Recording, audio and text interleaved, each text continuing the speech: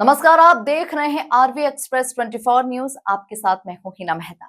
देश और प्रदेश की तमाम खबरों को देखने के लिए आप हमारे चैनल आरवी एक्सप्रेस 24 को लाइक करें और सब्सक्राइब करना बिल्कुल न भूलें।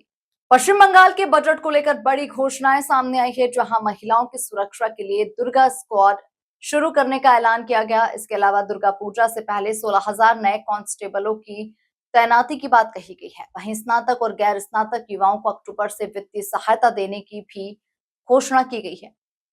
पश्चिम बंगाल के बजट से जुड़ी घोषणाओं में महिलाओं की सुरक्षा और युवाओं के कल्याण पर विशेष जोर दिया गया है। बजट के तहत महिलाओं की सुरक्षा को मजबूत करने के लिए दुर्गा स्क्वाड लॉन्च करने का प्रस्ताव रखा गया।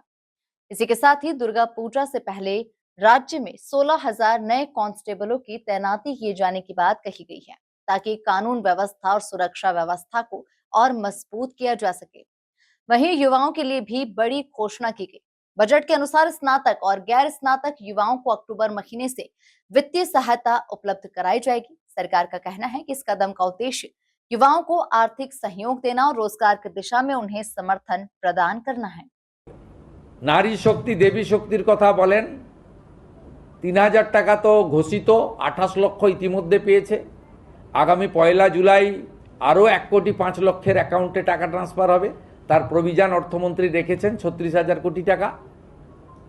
যারা ড্রপ আউট আটকাতে গ্র্যাজুয়েট বা ইউনিভার্সিটি স্তরে ছাত্রীদের জন্য এককালীন 50,000 টাকার কথা ঘোষণা করা হয়েছে এবং আমাদের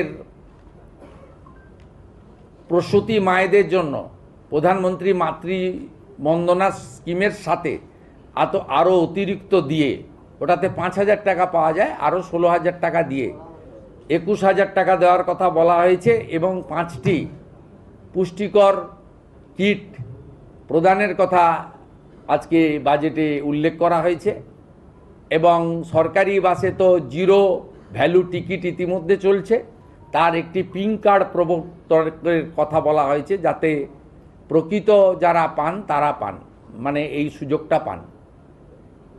মহিলাদের জন্য মহকুমা ভিত্তিক একটি থানা, তাদের সুরক্ষার জন্য দুর্গা স্কোয়াড অফিসারদের দিয়ে বানানো আর কনস্টেবল জওয়ানদের দিয়ে মহিলা পুলিশ কর্মীদের দিয়ে 2টি ব্যাটালিয়ন বানানোর কথা আমরা ঘোষণা করেছি, যেটা আপনারা কিছুদিনের মধ্যেই দেখতে পাবেন, কারণ আমরা পুজোর আগে 16,000 নতুন কনস্টেবলকে রাস্তায় নামাচ্ছি। ওবিসি জটে আটকে ছিল 12,000 রাজ্য পুলিশের, 4,000 কলকাতা পুলিশের। আমরা নারী সুরক্ষাকে অগ্রাধিকার দিতে চাই এবং বহু জিনিস রয়েছে, মহিলাদের শিক্ষা, তাদের সুরক্ষা, অর্থনৈতিকভাবে পিছিয়ে পড়া মহিলাদেরকে অর্থনৈতিক সাহায্য করা, বিবেকানন্দ মেরিট স্কলারশিপের মাধ্যমে শিক্ষিত মেধাবী দরিদ্র ছাত্রছাত্রীদেরকে উৎসাহিত করা,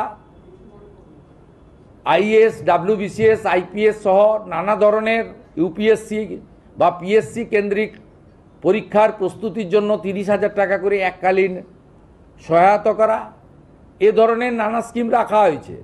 আমার যুবক ভাইরা, আপনাদের জন্য আমরা আছি। 3,000 টাকা করে অক্টোবর মাস থেকে পাবেন গ্র্যাজুয়েট যুবকরা, আর যারা গ্র্যাজুয়েট নন, যারা ন্যূনতম শিক্ষা বা একটা শিক্ষা নিয়েছেন তার পূর্ণাঙ্গ গাইডলাইন আমরা বের করব, তারা 2,000 টাকা করে পাবেন। এক্ষেত্রে বাজেট বইতে যেটা আছে সেটা হচ্ছে মাসে যারা 1 লক্ষ টাকার বেশি রোজগার করেন, ইনকাম ট্যাক্স পেই, তারাই এই সুযোগ পাবেন না, এটা বছরে নয়, এটা ক্লিয়ার করতে চাই। অর্থাৎ যাদের পরিবার মাসে 1 লক্ষ টাকা করে রোজগার করেন তারা তো ইনকাম ট্যাক্স ছাড় আছে আপ টু 1 লাখ, 1 লাখের উপরে ইনকাম ট্যাক্স দিতে হয়। আপনারাও আমাদের সঙ্গে একমত হবেন, 1 লক্ষ টাকা যে পরিবারের রোজগার আছে তার নিশ্চয়ই এই ভরসা স্কিম নেওয়ার দরকার হবে না, সেটাই বলা হয়েছে। এটা কিন্তু বাৎসরিক ইনকামের ক্ষেত্রে প্রযোজ্য হচ্ছে না। সরকারি কর্মচারীদের ইতিমধ্যে বকেয়া এরিয়ার আগের সরকার কিছু দিয়ে গিয়েছিল, আমরা আসার পরে কিছু দিয়েছি, 16 থেকে 19 কার্যত প্রায় ক্লিয়ার হয়ে গেছে।